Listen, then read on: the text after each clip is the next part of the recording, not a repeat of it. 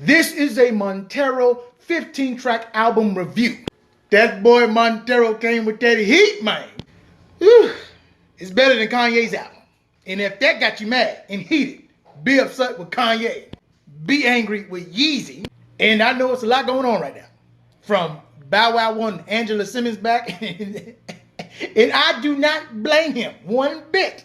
Bow Wow tweets, "Yo, Angela, I'm not playing with you no more. What's up? What we doing?" Some say to this day, Angela has yet to reply. And all Bow Wow wanted her to do was bounce with him, grab a partner, hit the flow, and bounce with him. Karen Civil being blasted for robbing black folks in the industry. Woo!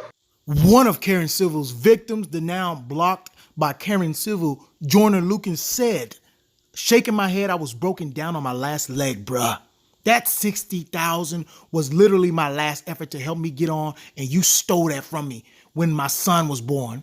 The media protects you, but wrong is wrong. At this time, I had 5K followers. What, you thought I wasn't gonna pop?" But now that he's on and killing it, he can poke fun at this moment with jokes like, "A rare photo of Karen Civil laughing at me on vacation with my money." That's a good one, Joyner. To Whack 100 offering Kanye the raw, unedited version of Ray J Splakackety Cacao and Kim's back out. They say Ray J put the jubilation throttle on Kim's innards. Ooh, wait. Now on to the review no one asked for, needed, or deserved.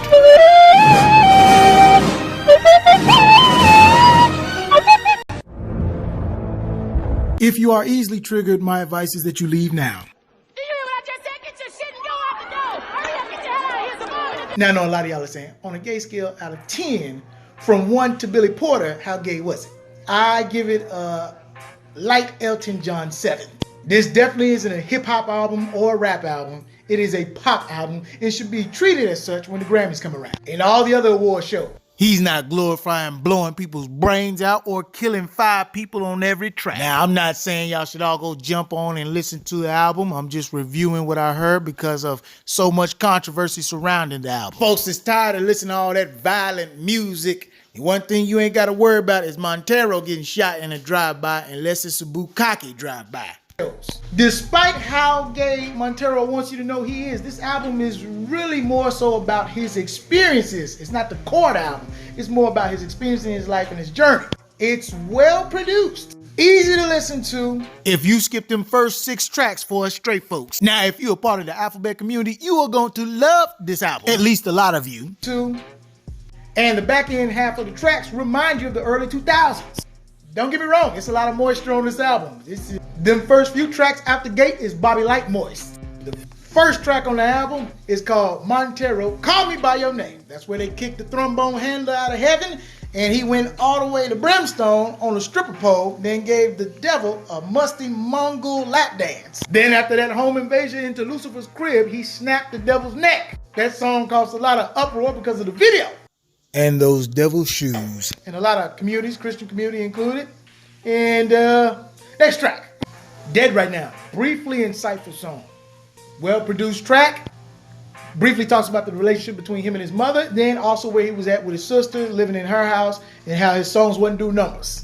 Back in 2018. It's also got a 2-step rhythm to it, so enjoy. Number 3, Industry Baby. This right here, this is the gay community's national anthem. This is the song teens come out the closet to pee-popping on a handstand. When this first dropped, oh, you best believe they was out there like this. Boom!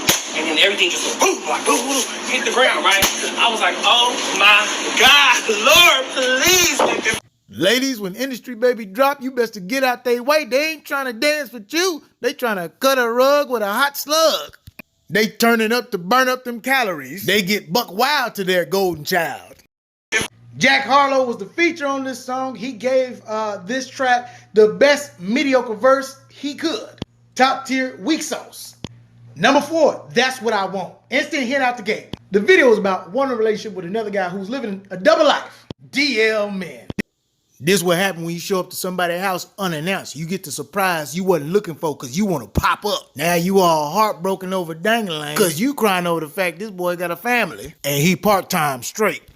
This song was made for people who chase after folks who don't want the same thing that they want in return. Like Jeffree Star, James Charles. I know that you are using me. I'll just keep it to myself. Number 5 is an interlude, The Art of Realization. So let's go on to number 6. Number 6, called Daily Scoop, featuring the quarterly self-hating mixed artist Doja Meow. It's definitely a gay male thought bop. It's definitely not for the aunties. This is dripping with moonlight moisture. Should have been on the soundtrack. This is definitely one of them tracks they two-step toot in your Timberland heel boots. Number 7 is like a rap track with a pop feel to it, but he's talking about them not saying he can top his last projects and talking about all the doubt and the naysayers. This is a track that everybody can vibe with because we've all had naysayers and those who doubted us and wanted us to fit into a box. You'll definitely give it a head bob when you hear it come on, just, oh, okay, all right, while simultaneously hoping he don't say nothing about blowing a guy. Woo! Lost in the Citadel, perfect song for all teen movies, whether they were in the early 2000s or present day. Teen movies like Bring It On, She's All That, 10 Things I Hate About You. This kind of music is in the vein of Matchbox 20. You know, the type of music you hear from artists like Blink-182, Avril Lavigne, Sugar Ray. Every time I hear hello coming, baby, bye-bye. Side note, Travis Barker was promoted to Kourtney Kardashian's new lover, so things worked out for him after all. Number 9 track, Dollar Sign Slime. This track features Meg Thee Stallion, although he initially said he wanted Drake on it. Drake said he's just busy taking care of his own project. This song is about him just being the same old guy. Even though people spread rumors about him and whatnot, he's still talking about being the same old guy. Has a more rap feel to it, and this is one of those say it with your chest. Number 9. Tales of Dominica could be a movie track as well. It's got a pop feel to it. Number 11, Sun Goes Down. This is a self-love song, self-realization, self-evolution. One of those songs you realize there's some mistakes I made that I can grow from, learn from, and most importantly, you survive to move on from. It's definitely a song you can hear in Issa Rae show, you know, when she's getting ready to move on onto a new life and get rid of the old thing. Track 12, Void. A pop feel like the band U2, you know. Sounds similar to the song Beautiful Day by U2. Another emotional track, just talking about gaining and losing. Number 13, Don't Want It. Inspirational track. Number 14, Life After Salem. This definitely should have been on the soundtrack for Twilight. This should have been playing throughout the movie, you know, especially when he left Bella and didn't look back for a while. Then out of nowhere, he's back. This one of them Vampire Diary tracks, you know, some you bite folks' neck to. Life After Salem is a blood-sucking symphony, a soft rock song. Number 15, Am I Dreaming? This track features Miley Cyrus. It's a beautiful track to end the album with. Never Forget Me. This is definitely one of them songs that could have been on the Cobra Kai soundtrack. You know, if Daniel LaRusso and Johnny Lawrence decided to close their dojos, you can hear this playing in the background. It's a perfect soundtrack for when Caucasian folks close their karate schools. Now, this was overall a good project. Montero could have definitely done without the watermelon antics used to promote and market his album. But hey, when the industry's pimping you... And comparing this to Drake's Certified Lover Boy, since all these albums came out around the same time, Drake's album is consistent. Drake's album doesn't have an upbeat feel to it. I mean, you kind of feel like it's a dark cloud over you. Some music you hear when you riding in the rain. You think of cloudy days, UK weather when you're listening to his music. It's like he ran out of flows to borrow. It's still a consistent sound. Don't get me wrong, I had my reservations listening to this album too. I thought it was going to be filled with Tyler, the Creator, Hot 97 freestyle rap tracks. Me and Flex looking in the index for buff net niggas just for some hot butt sex.